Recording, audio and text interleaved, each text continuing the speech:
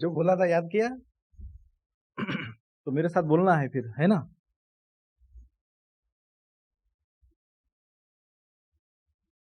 ओम सहनावतु सहनौ भुनक्तु सह वीर्यं करवावहै तेजस्विनावधीतमस्तु मा विद्विषावहै। ओम शांति शांति शांति।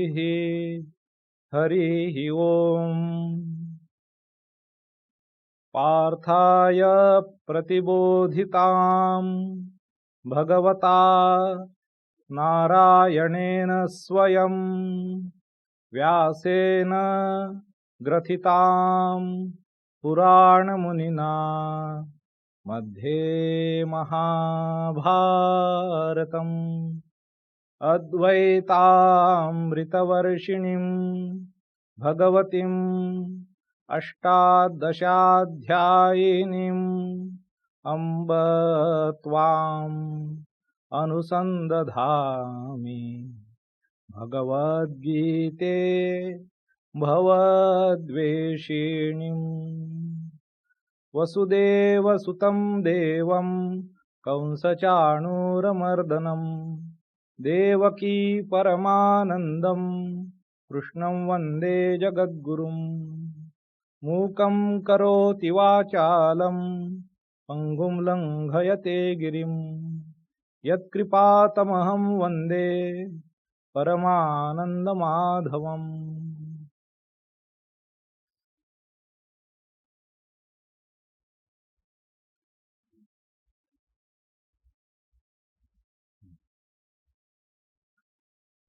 My namaskars to you all.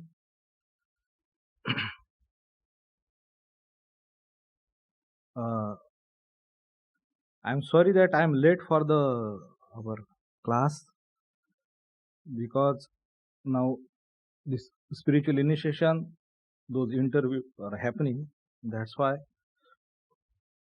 had been caught up with that. So now we had seen until verse number 29th of chapter number 7. So here Bhagavan, now at the end of this 7th chapter, he is extolling and praising this simple path, that his divine incarnation and this divine form, and the one who surrenders, who accepts, one who propitiates, worships. So how they attain this immortality. So in 27 and 28 verse, so 27th verse, so the people who are not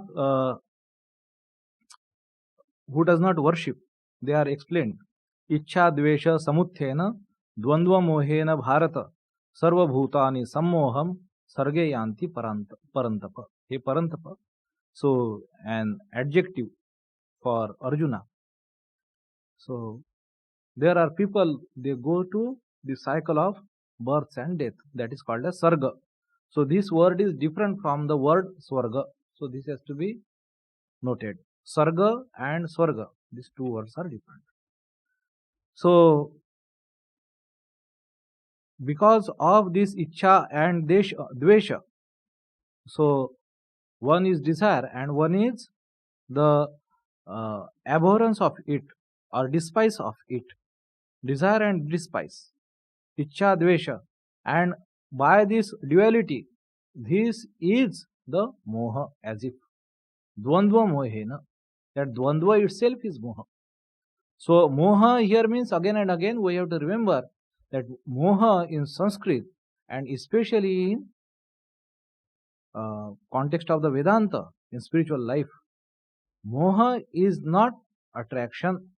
Moha is the wrong knowledge, the opposite being true. This kind of knowledge is called as moha. So sarva bhutani, they are sammoham, they are got caught in the grip of this moha. Sarge yanti, they goes for the cycle of birth and death, that they are born again and again, again and again.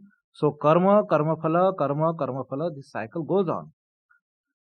And he says now in the 20th verse, Yesham tu, but there are other kind of people. Tu means but.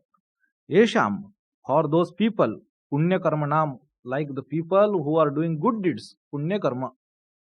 So, last time we saw this definition between what is punya and what is papa. One which furthers your transcendence towards materiality, that is punya. One which binds you into materiality, that is papa. So, whatever it may be. So, somebody showing a great brave deed, or himself sacrificing his even own life. But if it is binding, Swami Vivekananda, very very few words, he explained the very crux of ethics and morality. He says, everything selfish is immoral. Everything unselfish is the moral, ethical. He even says that unselfishness is God. So, bravest definition of God.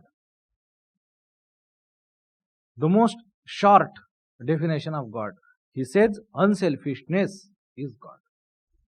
And that's what we see, that the true spirituality, what we see, this is one thing. It has to be manifest in the character of that individual. That unselfishness, the transcendence from this petty self, transcendence of the ego, of the lower self.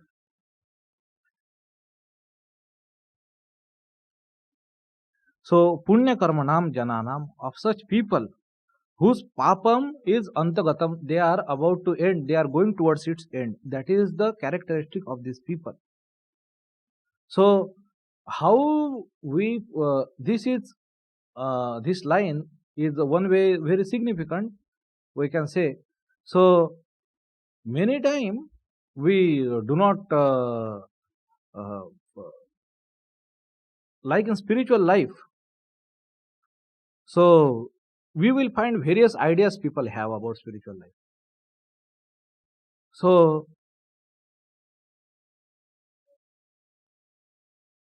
people, but what we see less is more practical people about spirituality.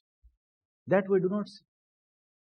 More rational, whose spirit idea of spirituality are connected to the ground reality.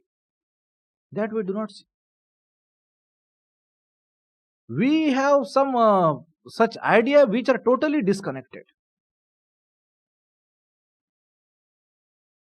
The ideas of spirituality, कोई जाके मतलब जप कर रहा है, ध्यान कर रहा है, और कोई मतलब विपस्सना कर रहा है, और कुछ कर रहा है. How does it connect to the character building, character formation, change and transformation in human life? How does you see this betterment to the that one aim and progressing towards it? This line shows that papam antagatam jananam punya karmanam, that constantly he doing that unselfish work and loosening his bonds of selfishness with the thing, with the living, in his lifestyle, in his character, with everything. That behavioral change within in the person, and now that is the count of spirituality. There lies the spirituality. Not how you put that chandana tilak on your forehead, or like rudraksha mala in your around your neck, and what kind of parayana do, what kind of tirtha yatras you do, what kind of charities you do. Whether it is freeing you from the definitions of yourself. including your limitations. People love definitions. They love to proclaim it. That's what ego is. That मैं ऐसा हूं, मैं ऐसा नहीं हूं. This is how it is. So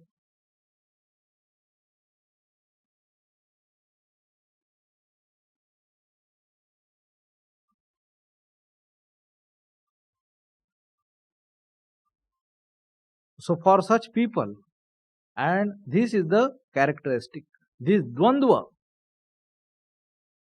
this world is of the form of this duality, this dvandva moha, this wrong knowledge of this duality, and by thereby meaning everything which you see as created, which is not Brahman, everything created, whole this samsara, this moha, dandva moha, this wrong impression of this transient world, of this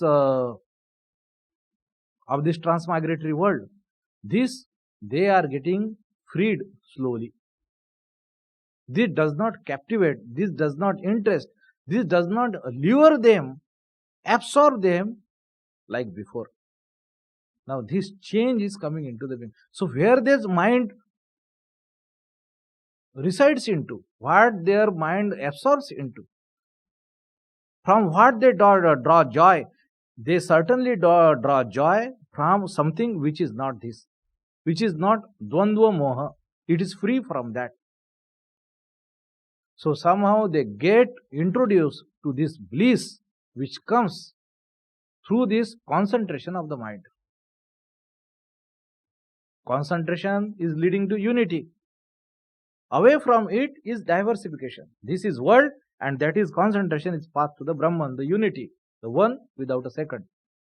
So this is what? The concentration leads to spirituality, and diversification leads to the world. So they are in two different ways. There are their characteristics, their natures are different, exactly opposite. But so why I say instead of spirituality or instead of God or instead of any other such word, I just use the word concentration.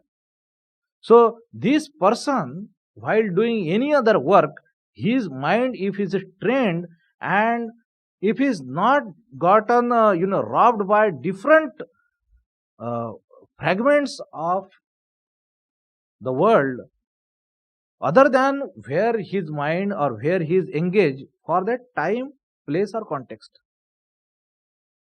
So that that mind is being trained, that mind is developing. So spirituality then it can be defined not only related to religion, not only related to traditional ways or practices, not something, no, it does not necessarily have to be something holy.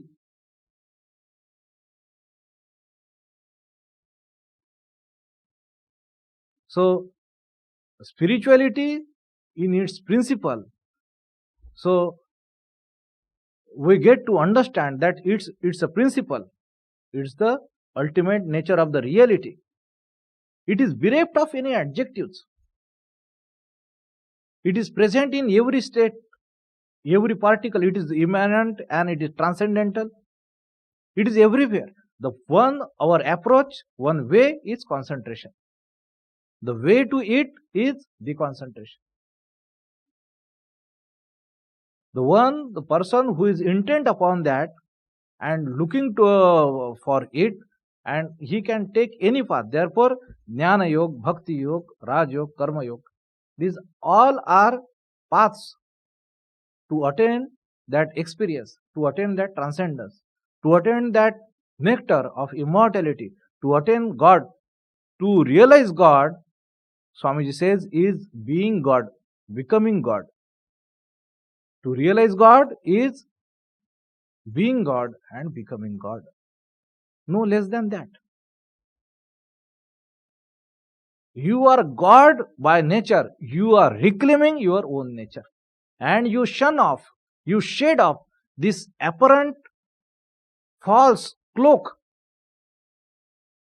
which you know yourself as apparently yourself, as you know, with these so many adjectives. Shedding this off and regaining your true own nature. And this is spirituality. The path is the concentration of the mind, attained by jnana, yoga, bhakti or karma. And karma yoga especially, it means that, so in any aspect of life, everything can be a spiritual practice if your outlook is such and if you conduct it in such a way. Necessary condition is not longing of the world. People can be concentrated in so much. I miss some person who is so much attracted towards, suppose, in money, his business. He might be engrossed in it and he can forget everything. Does not make him realize God. It cannot, because it violates the first principle. He is seeking the world, he is not transcending it. So simply concentration will not turn into spirituality unless its object, its orientation is proper. So this is the difference. So this is the meaning.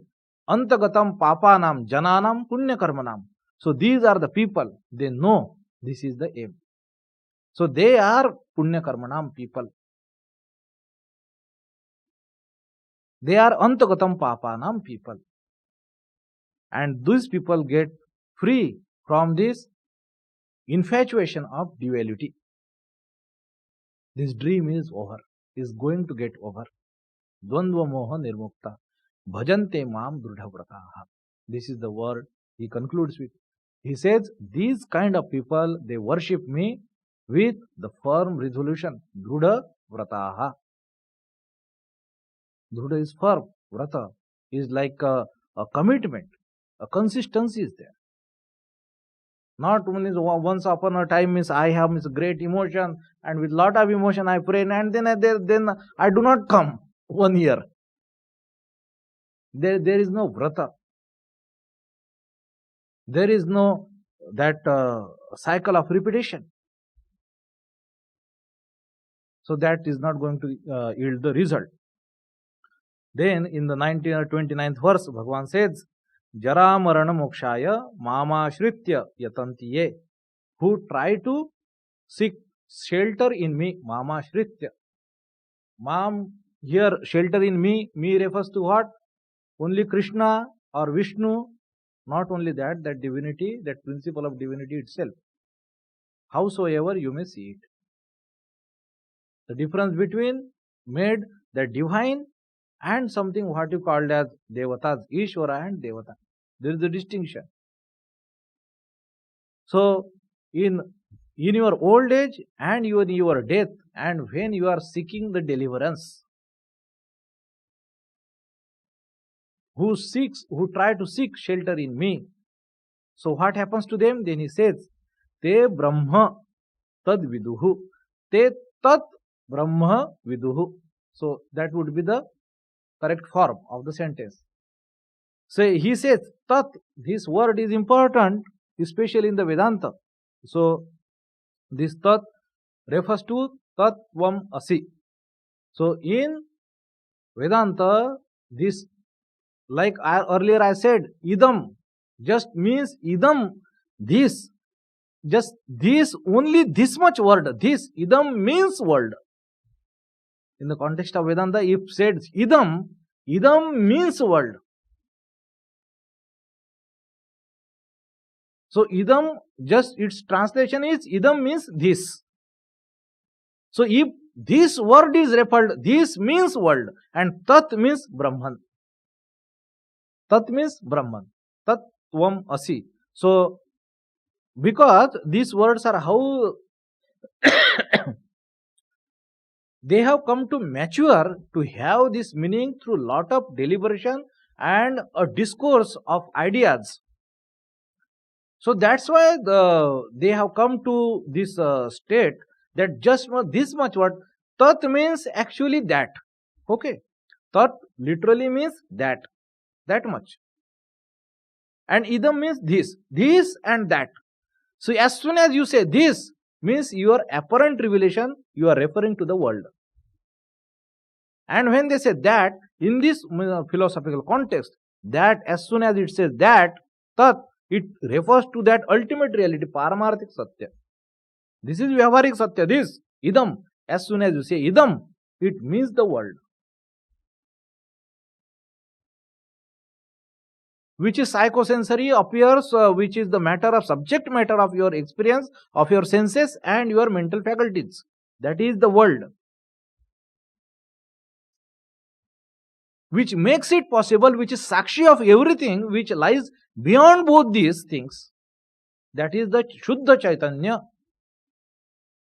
is referred by Tat. So Tat, that and this. So here Bhagavan is saying, the people who seek shelter in me, what happens to them? Those people. Tad Brahma Viduhu, they come to know this reality, that Brahman. Now what Brahman is? When you know that reality, that ultimate truth of nature of your self, that who you truly are, when you realize that as the pure consciousness, then it is referred as the word Atman. Atma means in Sanskrit simply me. Atma means me. That's it. But here in that case, that Atman refers to the ultimate I.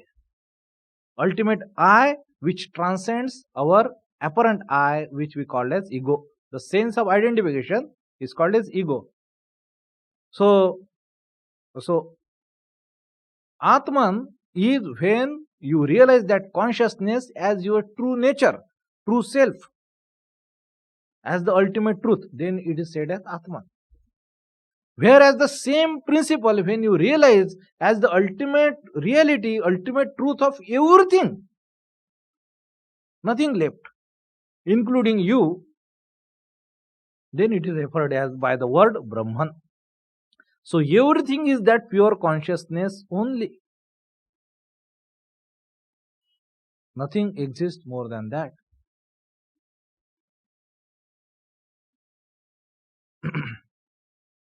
So he realizes that one who seeks, this is wonderful idea.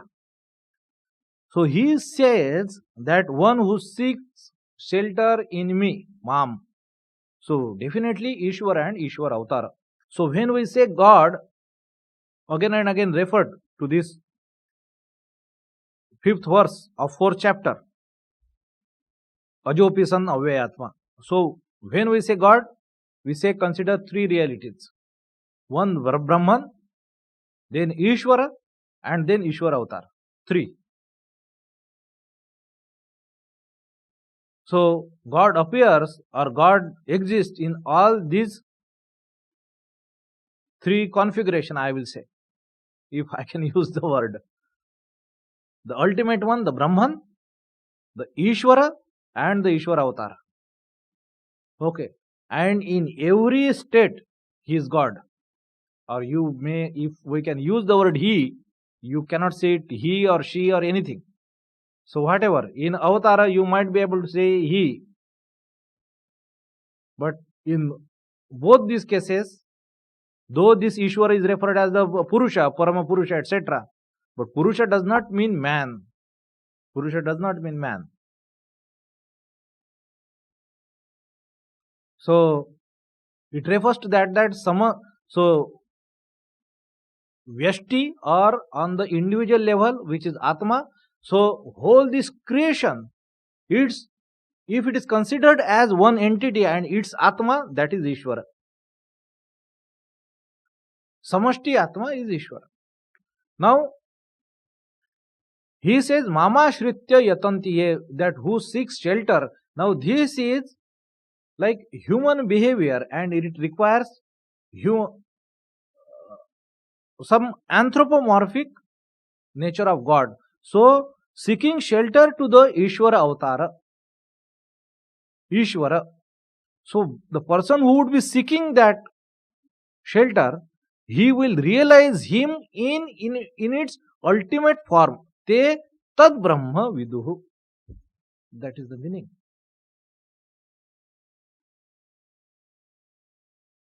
So, our bhakti will lead to the ultimate jnana.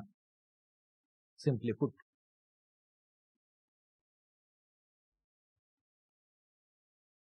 Te brahma tad viduhu krutsnam. This word I have explained earlier that this word is different from the word Krishna. Krishna and Krutsna. Krishna means all, everything. So here Krishna means that comprehensively, that it is not short of anything. Te Brahma tad viduhu Krishnam. This is how you understand, that he understand this is the ultimate of the spiritual realization. He has that. If he seeks shelter in me, he has that ultimate realization by which he knows that everything is Brahman, and he has that knowledge in its all comprehensible form. Nothing is left short. Te Brahma tad vidhu Krishnam adhyatmam karma cha akhilam. So he adds furthermore thing, adhyatma karma cha akhilam. Akhilam means again sampurnam, everything. All karma and adhyatma he understands. This is what Bhagavan says. Now these are terms, adhyatma, karma, etc. And Arjuna will refer to that. Arjuna will ask question and Bhagavan will again answer that. So here the last verse, here again some new terminology, not much in use of our everyday spiritual discourse, but it is indeed the part of the Gita. So Arjuna also asked this question, and what is its meaning and reference and importance in our present day context, we will see. So he says, Sadhi bhuta adhi daiva mam sadhi yajnam cha ye viduhu prayana kalepi cha mam te vidur yukta chetasaha. So this is the verse. So here are few words. Sadhi bhutadhi daivam means sa adhibhuta sa adhidaiva. This is the word. So compounded sadhi bhutadhi daivam sa adhibhuta adhidaiva. Mam sadhi yajnam sa adhiyajnam cha ye viduhu. So he is saying that mams to me, who the people, the people who knows me with this, with what? Sam is with, along with, adhibhutam sahit, adhidaivam sahit, adhiyajnam sahit. Three terms are used. Adhibhutam, adhidaivam and adhiyajnam. Those who knows me like this, then what happens? So these three things he has said. The people who know me in this way, along with adhibhuta, adhidaiva, adhiyajna, what happens to them? They just, let us see that. And these Arjuna will ask question about this in the next chapter. So he says, one who knows me in this way, prayana kalepi cha. So at the time of passing away, at the time of prayana, see, beautiful name for death in Hindu Dharma. So prayana, like it's a journey, going at the time of going, prayana. At that time, te viduhu yukta chetasa. So they knows me, and with their heart, with their chetana, chetasa means chetana, with their chetana, that firmly implanted yukta. So it is yukta in what? Yukta in that divinity, in that reality. Yogastha, that is the meaning of the yukta. So yukta chetasa. So they knows me. They know me. Te vidur mam yukta chetasa. Those people, their mind are yuktaha, yogasthaha. And in this way they pass knowing me. This is what Bhagavan says. So now, this I have understood. So at the time of death, if we seek shelter in him, not only death, jara, marana and moksha. These three things. In old age, I am remembering him. I seek shelter in him. And not only that, so it can be interpreted, this is if this moksha, this is fourth vibhakti. So moksha from jara and marana. Because old age is very difficult. Young age passes away. And when your youth passes away, as long as you are up and doing that time, and when you become independent, dependent on someone, really miserable lifetime comes. So you cannot care about yourself, your faculties are failing, you are physically weak, your mental, intellectual faculties are, they are eroding, you cannot remember, cannot handle yourself. But you have same ego of your earlier life. That no, I can do, I will do this. You cannot do. You are no more that man, you are no more that woman. And you suffer. You suffer terribly. And it is miserable. Old age is miserable. So naturally person, he will seek deliverance from it, jara. And also marana. So death is frightening. So people pray for death when it is not coming. So much is the suffering. So jara marana mokshaya, for the deliverance from this old age and death, who seek shelter in me, they will know that Brahman comprehensively. Te tad brahma viduhu krusnam. Not only that, adhyatma, karma, cha akhilam, everything he will understand. What is karma? What is adhyatma? He will realize that, everything. That is a great promise Bhagavan is making. And then he says, again he puts, you have to know me in these three ways. With adhibhuta, adhidaiva and adhiyajna. And then at the time of passing away, at the time of going away, then you being yogastha, yukta chetasaha, your mind is not unconscious by suffering or pain on the physical plane. So you are not semi-conscious. You are yukta chetasa. Your mind is firmly, your chetana is firmly planted, firmly directed towards that divinity. That is a great passing away. Yukta chetasa prayana kalepi chamam. Te vidur yukta chetasa. That while passing away, he is yukta chetasa, he is yogastha, he is fully awake, fully conscious. Consciousness in spirit. No more matter is holding. He is not clutching for it. He is not seeking life. And life is inferior. He is not afraid of death. That is gone past. And he knows that he is going to usher into a higher plane. So these people, they will know me. So the one who passes away like this is the state that Punyatma, the people who are spiritually evolved, they pass away like this. Now, these different terms came, adhibhuta, adhidaiva, and earlier also in the 29th verse, adhyatma karma chakilam, Brahma, adhyatma and karma. These different words came. So Arjuna is asking the question in the very first verse of the 8th chapter. So here Bhagavan explains this idea.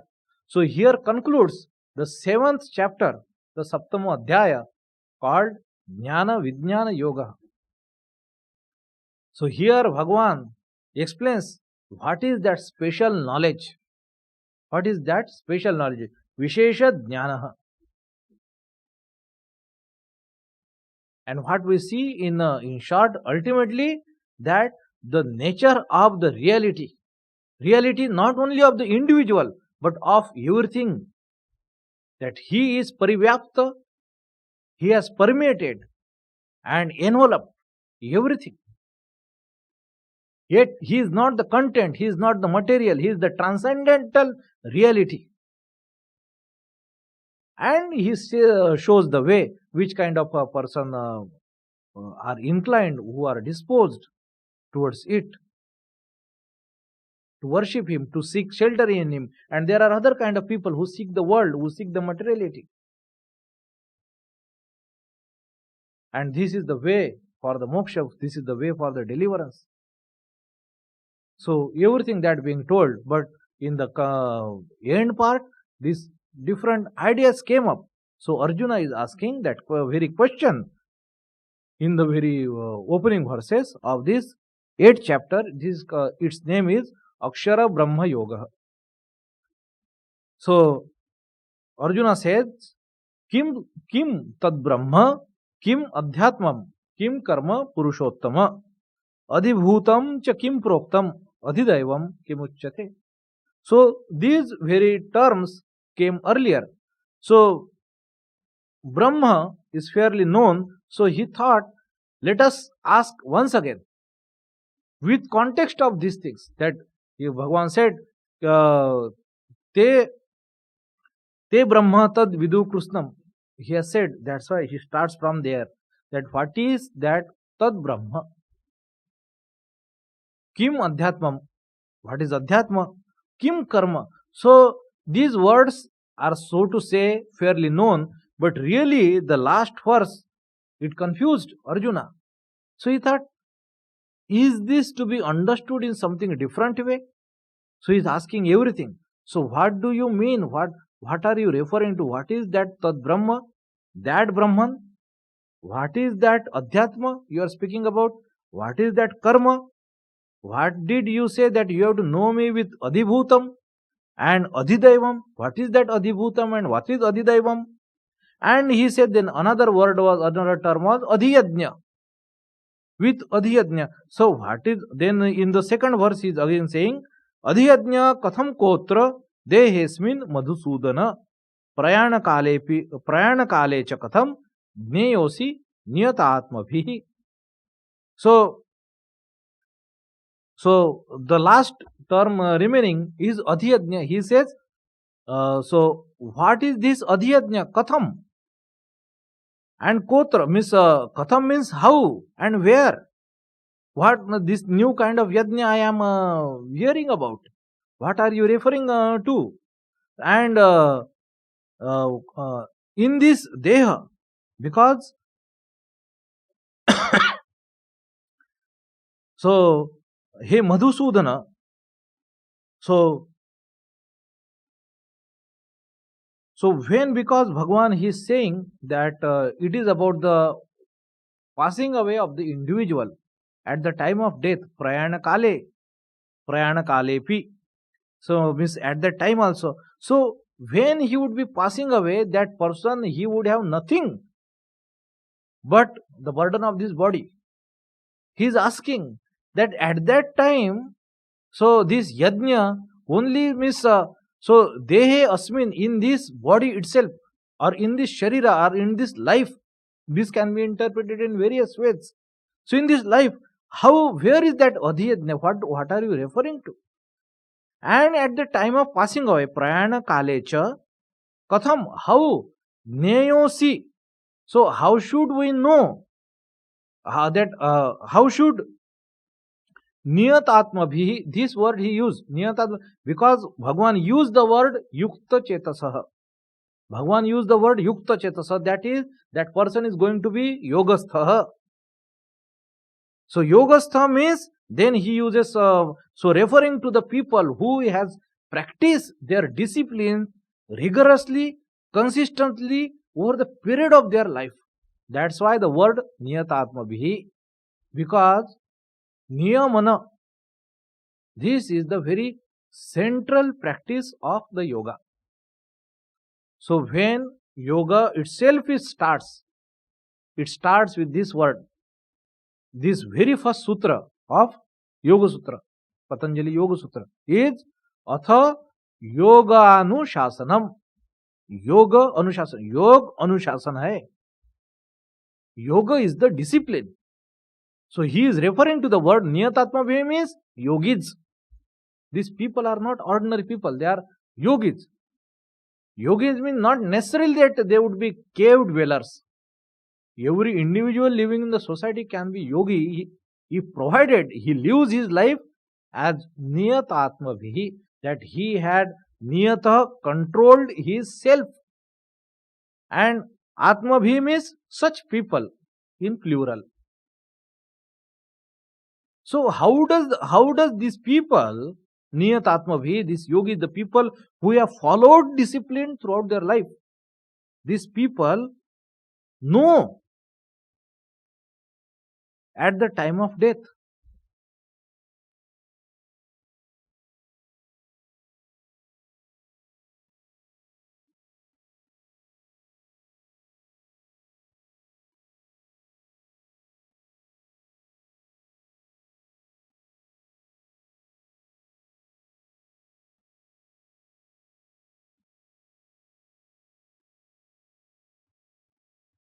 So it is, I was searching here.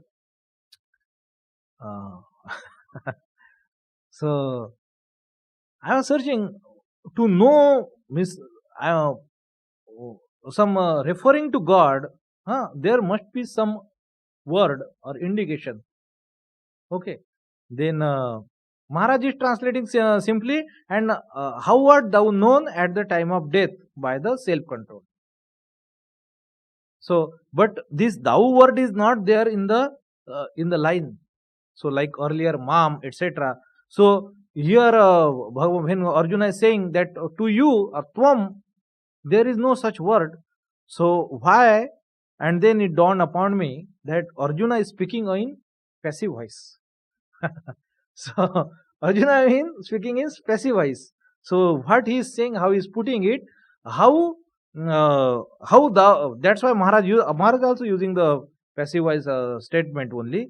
How you are known, Neyo Asi. So here that word for Tvam is not there, but there is no meaning without Tvam or you or that reality. Neyo, that Asi, and Bhagavan is Krishna is in front of him. That's why only makes sense. It can only draw meaning like that.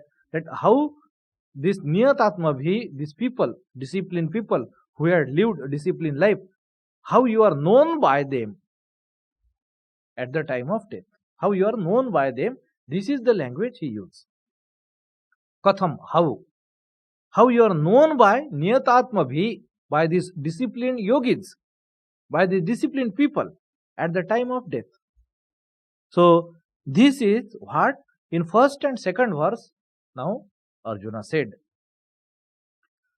So,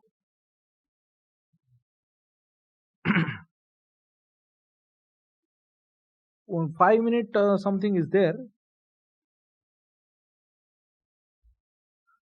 So, I am thinking whether to start the new verse or not. Because now this section starts, there are a couple of verses, only third and fourth verse. So, where these terminologies are explained. Akshara, Aksharam Brahma Paramam. So, this is very fair, easy to understand. That Paramam Brahma is called as Akshara due to its nature. Kshara means which erodes, which decays. So, Brahma, because it is such an entity, so there does not exist any entity apart from it. That's why it is called as Ekam. And immediately the word comes Advitiyam. There is no even perceiver of it. So that's why that again and again I have explained that term. So like this is one bottle, it is not there that Brahman is one. It is not like that.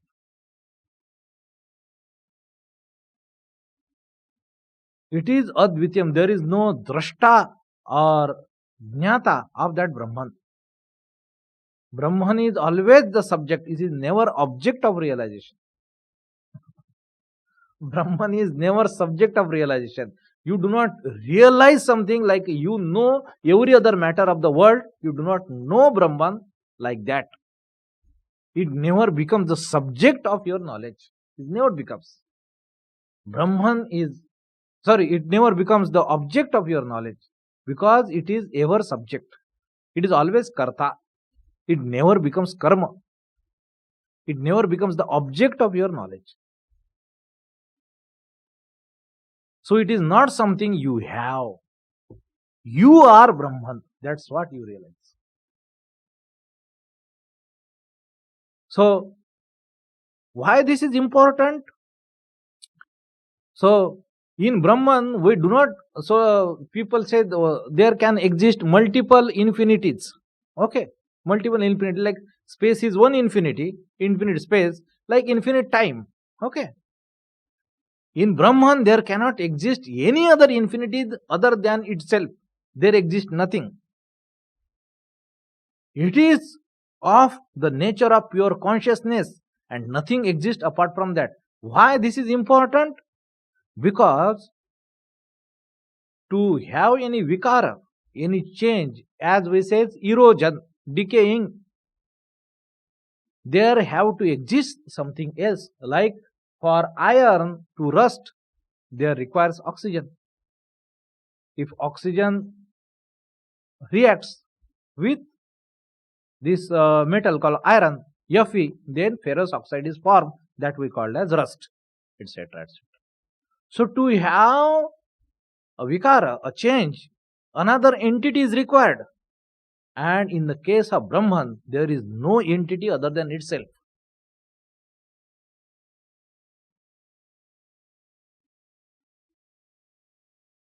So there is no vikara. So there is no kshara.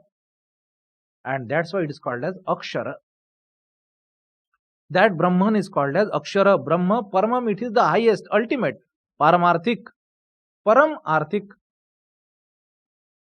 So that is Brahman. This we can understand. Swabhava adhyatmam uchyate. Adhyatmam uchyate. Now here onwards, every term Bhagwan is describing. So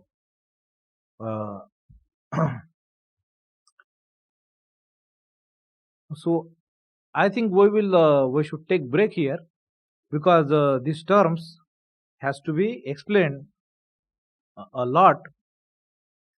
Swabhava, Adhyatma, and then what is called as karma, and adhibhutam kim, adhidaivam kim, adhiyajna kim. So these three terms comes in the fourth verse. So this we will take and we will see in our day-to-day context, in our day-to-day living, what is its implication. What Bhagwan is saying, that how you are supposed to know me, to reach me. With adhidaivam, adhibhutam, with adhidaivam, and with adhiyajnam. He said that you have to know me like this. Or rather, the people who are yukta chetasa, yogastha, they know me in this way. Those people who know me in this way, they at the time of remain yogastha. And they realize me. That's what Bhagavan said. So,